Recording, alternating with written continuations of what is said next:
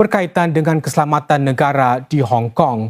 Ketua Eksekutif Carrie Lam akan melantik para hakim bagi mendengar kes-kes sedemikian. Bagaimanapun dalam keadaan-keadaan tertentu, undang-undang baru itu membolehkan pihak berkuasa China campur tangan. Apabila dikuatkuasakan, undang-undang baru itu juga akan membatalkan undang-undang Hong Kong sedia ada yang mungkin bercanggah dengannya. Undang-undang baru itu akan menangani sekurang-kurangnya 4 kesalahan iaitu tindakan pemisahan, subversif, pengganasan dan berpakat dengan pihak asing. Beijing dipercayai mahu meluluskan rang undang-undang itu sebelum 1 hari bulan depan iaitu tarikh ulang tahun Britain memulangkan Hong Kong kepada China pada tahun 1997. Badan Perundangan Tertinggi China akan bertemu pada Ahad depan selama 3 hari. Namun belum dapat dipastikan sama ada rang undang-undang itu termasuk dalam agenda perbincangannya. Ikuti nanti bagaimana sebuah keluarga memanfaatkan detik-detik akhir Syawal untuk eratkan silaturahim di tengah-tengah pandemik COVID-19. Juga selepas ini, kisah cemerlang anak muda yang dinobat kadet terbaik di SCDF.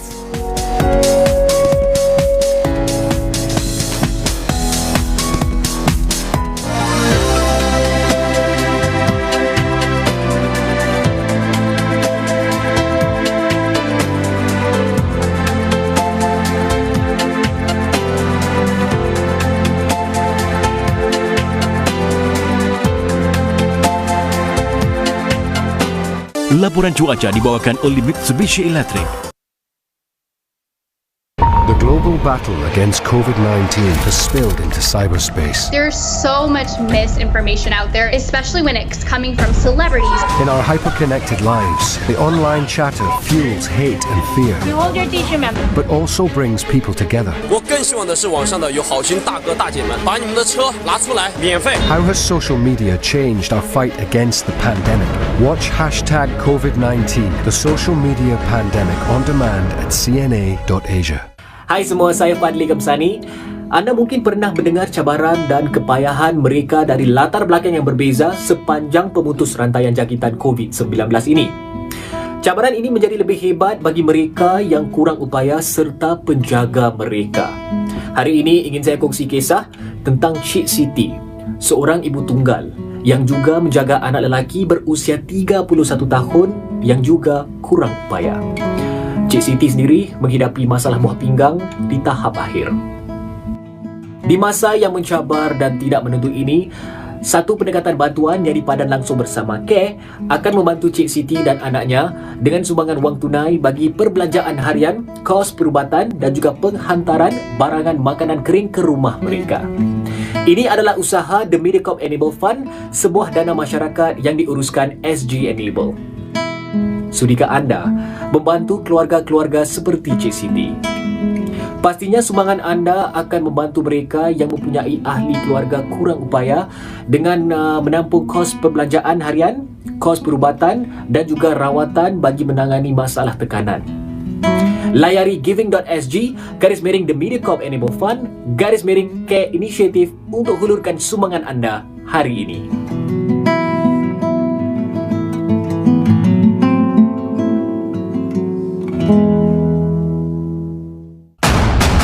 This is the Swimming Academy. With no access to the pool during the circuit breaker period, the coaches have had to tweak the training plan. Let's crash in and find out more.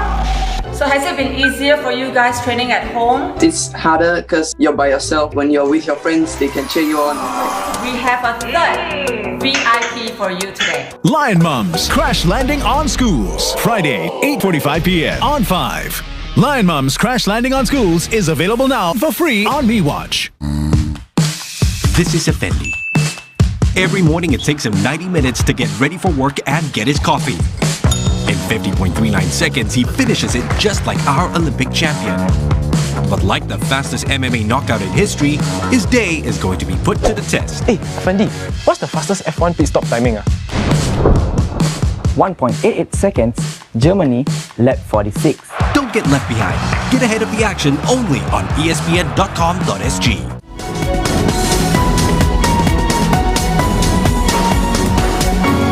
Bertemu Bertemu kembali. Saudara, disebabkan pandemik COVID-19, upacara penutup latihan kursus Komander Rota ke-21 SCDF diadakan secara tertutup tanpa diraikan sama orang-orang tersayang.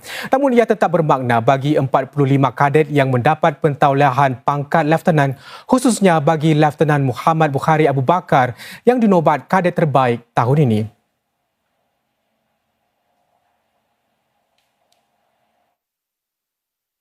Suasana upacara penutup kursus Komander Rota RCC ke-21 ini berbeza daripada tahun-tahun lalu tanpa kehadiran keluarga dan teman untuk meraihkan pencapaian mereka. Meskipun demikian, bagi 45 pegawai kadet ini, ia tetap bermakna kerana menandakan kejayaan mereka mengharungi keadaan amat mencabar selama 7 bulan. Lebih membanggakan bagi Lieutenant Muhammad Bukhari Abu Bakar, bekas spesialis DAT ini muncul sebagai kadet terbaik tahun ini.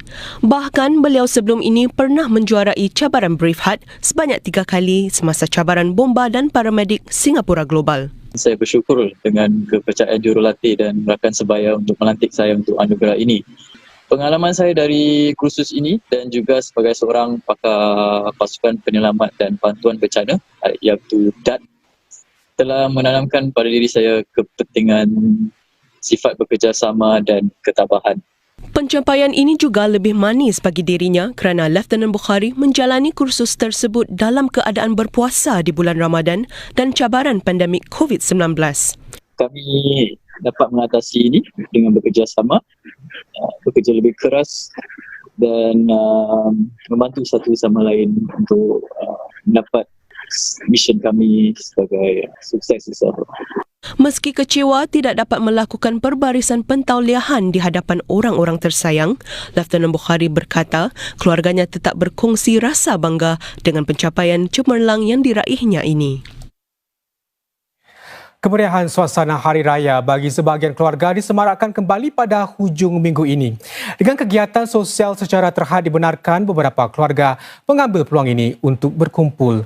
Wartawan Nur Helmi Hakim membawakan suasana perjumpaan keluarga 3 generasi yang meraihkan 3 sambutan sekaligus pada penghujung Syawal ini.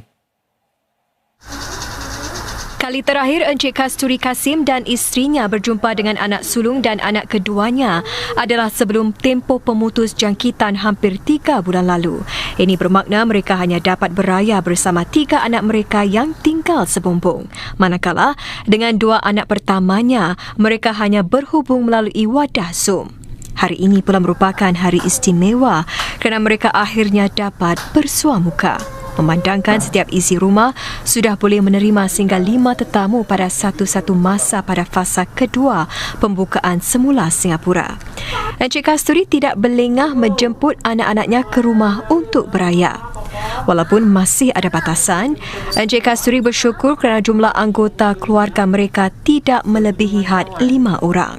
Sungguh gembira sekali pasal di bulan Jun ini kira terakhir kan. Jadi kita dapat berjumpa semua, terutama sekali anak saya. Ini yang terakhir pasal hari ini kira hari yang minggu yang terakhir. Detik-detik terakhir bulan Syawal ini teramat manis bagi mereka kerana terubat rindu ke semua anggota keluarga. Lebih manis lagi mereka kebetulan bukan saja dapat menyambut Hari Raya bersama tetapi lebih dari itu. Happy birthday to you. Pada saya, simbolik dia saat-saat terakhir di bulan Syawal ni, saya dapat bertemu dengan keluarga saya. Lagipun dapat celebrate hari jadi anak saya. Habis lagi pun hari ini pun hari bapa kan. Last sekali dapat menyambut hari raya dengan keluarga lah. Dah berapa bulan pun kita sunyi je kan kat rumah kan. Encik Kasturi mengakui walaupun meluangkan masa bersama kesemua anggota keluarganya pada hari ke-29 Syawal, kunjungan anak-anak Encik Kasturi membuat Syawal tahun ini lebih istimewa daripada tahun-tahun sebelumnya.